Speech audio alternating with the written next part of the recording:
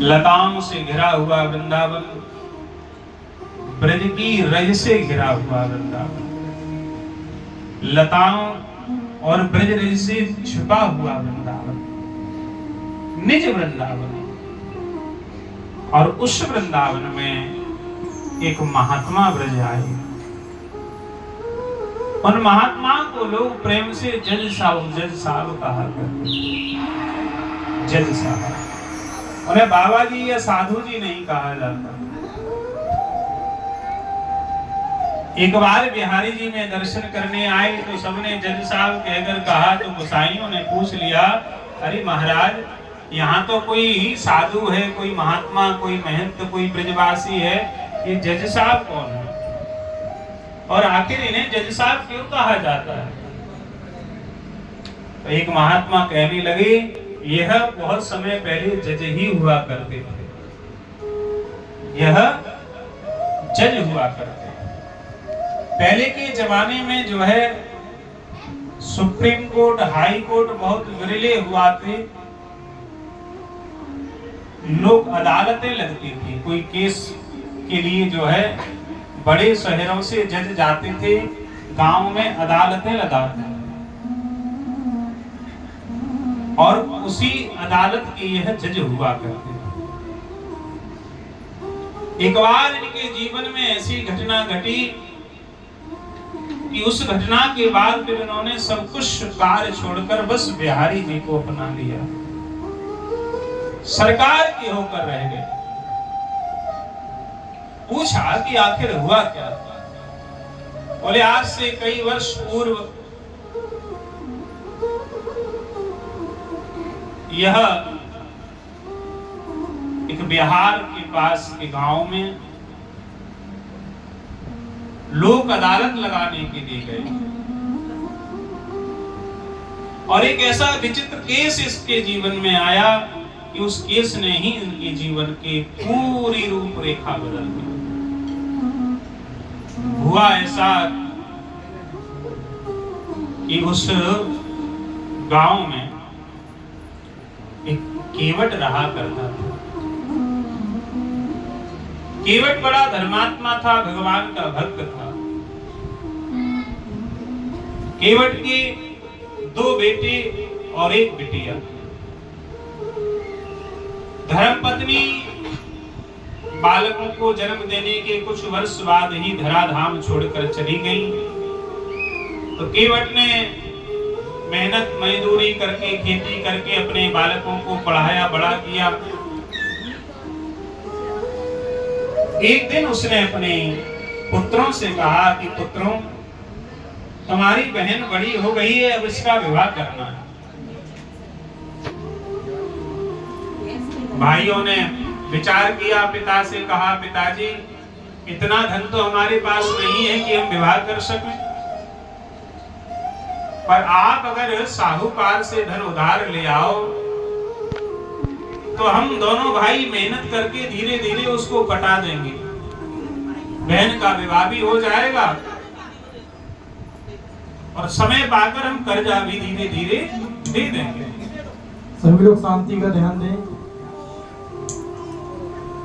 केवट ने नगर में जाकर साहूकार से कहा, हे महाराज, मेरी बिटिया का विवाह है, मुझे कुछ धन चाहिए।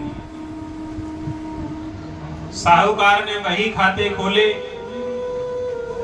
केवट का नाम लिखा और 20,000 रुपए उसे विवाह के लिए प्रदान किए। ब्याज की दर लिख दी गई, कितना % ब्याज लगेगा और इतने समय में रुपए चुकाकर देना।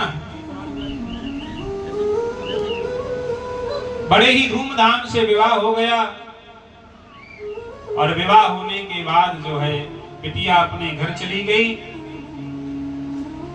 केवट ने अपने पुत्रों से कहा, पुत्रों, अब आप जो है मेहनत कर कर इस साहूकार के पैसे को भी लौटा दो। पुत्रों ने मेहनत करी, खेती बाड़ी मजदूरी करके धीरे धीरे करके पैसा एकत्रित कर लिया। पैसा एकत्रित हो गया और पैसा एकत्रित करके केवट को दे दिया। केवट ने वह पैसा साहूकार को दिया और कहा महाराज आपको जैसे आपका हिसाब बना उस हिसाब से आपका धन पूरा अदा होगा। साहूकार ने एक पर्ची बनाई और उस पर लिखा कि हिसाब पाई पाई बराबर हुआ। और पर्ची बनाकर वो पर्ची केवट को वह देने लगा। केवट ने हाथ जोड़कर कहा प्रभु हम इतने पढ़े लिखे नहीं हैं जो ये सब समझ सकें। आपने कह दिया तो हमने मान लिया। तो साहूकार ने वह पर्ची उसी बही में लगाकर रख दी। केवट ने अपने बच्चों से कहा कि बच्चों अब देखो मैं सब कार्य से ऋण हूं, अब तुम्हें जैसे जीना हो जी लो। पुत्रों ने कहा कि पिताजी समय बदल चुका है, अगर आप चाहें तो हम जो है शहर जाना चाहते हैं। केवट ने कहा पुत्रों तुम्हें जाना है तो चले जाओ, पर मैं तो यहीं रहूंगा। तो उसके पास जो जगह जमीन थी उस जमीन को बेचकर वह बालक दोनों शहर चले गए और कुछ एक जमीन का हिस्सा बेचकर उन्होंने गांव में एक मंदिर बनवा दिया। उस मंदिर का नाम रखा रघुनाथ जी का मंदिर। और केवट उस मंदिर में ही भगवान का भजन करने लगा। समय धीरे धीरे व्यतीत होने लगा। केवट भगवान की इतनी भक्ति करता है कि एक ही बात कहता, कोई कुछ पूछता बोले रघुनाथ जी जाने, रघुनाथ जी जाने। समय व्यतीत हुआ और एक दिन साहूकार इस शरीर इस धराधाम को छोड़कर चला गया। सारी व्यवस्था उसके बेटे पर आ गई। बेटे ने एक दिन बहियों को चेक किया तो उसमें केवट के नाम से 20,000 रुपए चढ़े मिले। तुरंत उसने जो है केवट को सूचना भेजी, केवट बही में तुम्हारे नाम से 20,000 रुपए चढ़े हैं, वो हमें दे दीजिए। केवट ने हाथ जोड़कर कहा महाराज मैं तो वह पैसा दे चुका हूं। बोले क्या सबूत है बताओ। बोले सबूत तो मेरे रघुनाथ जी जाने। साहूकार के बेटे ने केस कर दिया, कहा कि केवट ने हमारा पैसा नहीं दिया। कोर्ट में केस पहुंचा और यह केस इन्हीं जज साहब की अदालत में आ गया। समाचार मिल गया कि नगर में जाना है, गांव में जाना है, अदालत लगानी है। केस की फाइल तैयार करी गई, अदालत लगाई गई। महाराज अदालत लगी। साहूकार के बेटे ने कहा इस केवट ने हमसे पैसा लिया, ये देखो वही में लिखा है 20,000 रुपए और यह ब्याज समेत इसको देना है, पर यहाँ ना ही जमा लिखा है ना ही कोई हस्ताक्षर हो। जज साहब ने कहा क्यों भाई केवट पैसा क्यों नहीं दिया। केवट ने हाथ जोड़कर कहा प्रभु पैसा तो मैंने दिया था, तो क्या सबूत है तुम्हारे पास। बोले सबूत तो रघुनाथ जी जाने। इतना कहकर केवट चला गया। जज साहब को लगा कि रघुनाथ नाम का कोई व्यक्ति होगा जो इसके साथ रहा होगा, उससे पूछ लिया जाए। जज साहब ने कहा केवट तुम जाओ, हम तुम्हें बाद में बुलाएंगे। और साहूकार को भी वहां से विदा कर दिया और जज साहब ने रघुनाथ के नाम से सम्मन जारी कर दिया। दरबान से कहा दरबान ये सम्मन लेकर जाओ और रघुनाथ को कल पेशी के लिए हाजिर कर दो। महाराज दरबान हाथ में सम्मन लिए गांव पहुंचा। सारे गांव में ढूंढा पर रघुनाथ के नाम से कोई आदमी नहीं मिला। ढूंढते ढूंढते थक गया। सुबह से शाम हो गई। मन में विचार करने लगा, जज साहब ने कहा है कि सुबह हाजिर करना है, सांझ तक मिला नहीं है, क्या जवाब दूंगा। तो गांव वालों से पूछने लगा कि भैया यहाँ कोई रघुनाथ के नाम से कोई रहता है क्या। गांव वाले बोले रघुनाथ के नाम से तो कोई नहीं रहता, पर हाँ एक रघुनाथ जी के नाम से मंदिर जरूर बना है। अच्छा मंदिर क्या वो उसी ने बनाया है? बोले ये तो हमें नहीं पता किसने बनाया।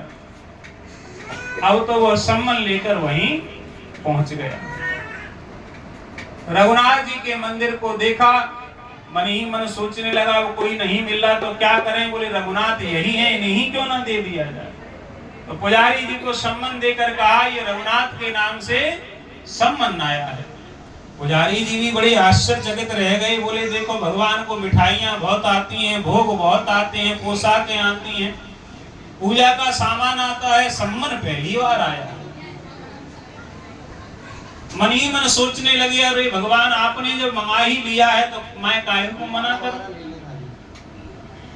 तो पुजारी जी ने वो सम्मन ले लिया और रजिस्टर पे लिख दिया रघुनाथ। दरबार ने सोचा कि यही रघुनाथ है और सम्मन देकर लौट आए। अब पुजारी जी मन ही मन सोचने लगे सरकार ये सम्मन काहे का है तो देखूं तो सही। तो सम्मन खोल के देखा तो सारी बात पुजारी जी समझ गए, जान गए सरकार कोई आपका भक्त परेशान है, उसने अपना जीवन आपके नाम कर दिया है, अब यह व्यवस्था आपको ही संभालनी है। प्रभु आप भोग लगाने बहुत गए हो, आप कई जगह गए हो, लाज बचाने बहुत जगह गए हो, सरकार आज इस भक्त की लाज भी आपको ही रखनी है। और वह सम्मन भगवान के चरणों में रखकर कहा हे प्रभु ऐसा ना हो कि इस भक्त की लाज बीच शहर में जो है नीलाम ना हो। पुजारी जी ने सुबह जल्दी उठकर भगवान को श्रृंगार किया, तैयार किया, आरती करी, भोग लगाया और भोग लगाकर पट बंद करके कहा प्रभु कहीं जाओ ना जाओ पर आज केवट की लाज बचाने जरूर चले जाना। और यहाँ समय हुआ, अदालत लगी, साहूकार खड़ा है, केवट भी खड़ा है। जज साहब ने पूछा क्यों भाई केवट और रघुनाथ कहाँ हैं? बोले प्रभु मुझे नहीं पता, वो तो हर जगह रहते हैं, हर जगह रहते हैं। दरबान आवाज लगाओ। दरबान ने आवाज लगाई है रघुनाथ जी हाजिर हो, रघुनाथ जी हाजिर हो, रघुनाथ जी हाजिर हो। 3 बार ज्यों ही प्रभु को पुकारा है, चाल लटपटी सी अटपटोस रूप है, एक द्विज दुर्बल सो द्वार पर चले आयो है। एक बूढ़ा सा लटपटी सी चाल चलता हुआ हाथ में वेत्र लेकर चलाया, हाथ उठाकर कहने लगा रघुनाथ जी हाजिर हैं, रघुनाथ जी हाजिर हैं, हाजिर हैं रघुनाथ जी। साहब बताइए क्या बताना है। जज साहब ने पूछा क्यों भैया तुम रघुनाथ हो? बोले हाँ मैं ही रघुनाथ।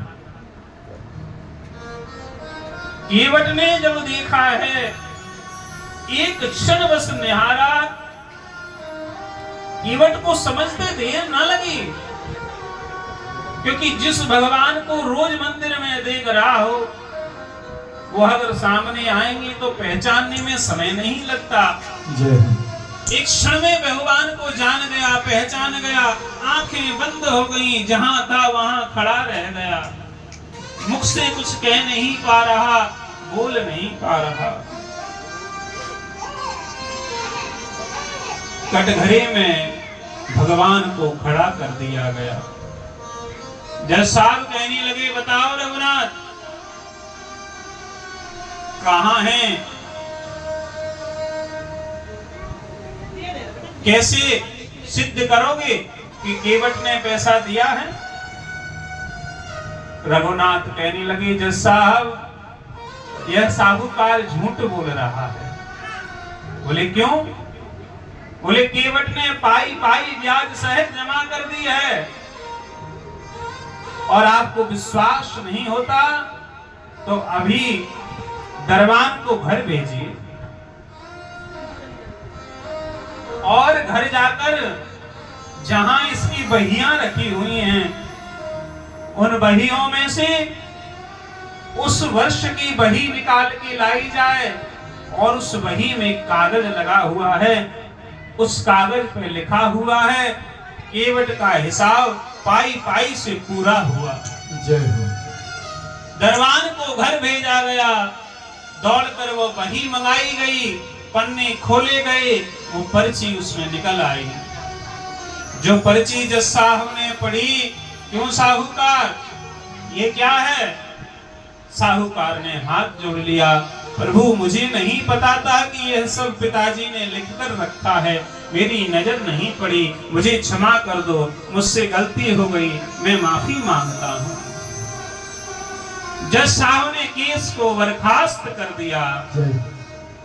केवट बिना बोले चुपचाप खड़े होकर वहां से रघुनाथ के मंदिर में जाने लगा। जज साहब ने कहा, अरे रघुनाथ जी ठहरो। जज साहब ने उन्हें रोकना चाहा पर एक ही क्षण में भगवान बाहर गए और अंतर ध्यान हो गए। जज साहब कुर्सी से उठे और दौड़कर केवट के पीछे पीछे भागे। अरे केवट, तूने बताया नहीं कि तेरे साथ उस समय कोई और भी था? अरे तू यह हमें बताता तो हम अभी तक तुझे बरी करवा देते। केवट ने कहा, रघुनाथ जी जाने, रघुनाथ जी जाने। गांव वालों से पूछा, अरे भाई एक बात बताओ, ये केवट दिन भर रघुनाथ रघुनाथ क्यों करता है? क्या इसका दोस्त है? क्या इसका भाई है? क्या कोई रिश्तेदार है? गांव वालों ने कहा, अरे जज साहब, हमारे पूरे गांव में रघुनाथ नाम का तो कोई आदमी ही नहीं। सुनते ही जब साहब के पैरों की जमीन हिल गई, जो ज्ञान से भरा मस्तक था वह खाली हो गया। क्या कह रहे हो? बोले हाँ, हमारे पूरे गांव में रघुनाथ के नाम का कोई आदमी नहीं। लीत सदा सुध दीन की सहज दया के धाम, जननी जनकी सिदास के प्रभु श्री सीताराम। जज साहब दौड़े दौड़े सीधे रघुनाथ के मंदिर में पहुंचे हैं और क्या देखा है? जिस रघुनाथ को गवाही देने के लिए कटघरे में खड़ा किया था, ठीक वही रूप, वही रंग, वही कद, वही काठी, वही आंख, वही नैन नक्शा और जैसे का तैसा वही स्वरूप मंदिर में झांकी के रूप में खड़ा हुआ। बोली भक्त वत्सल भगवान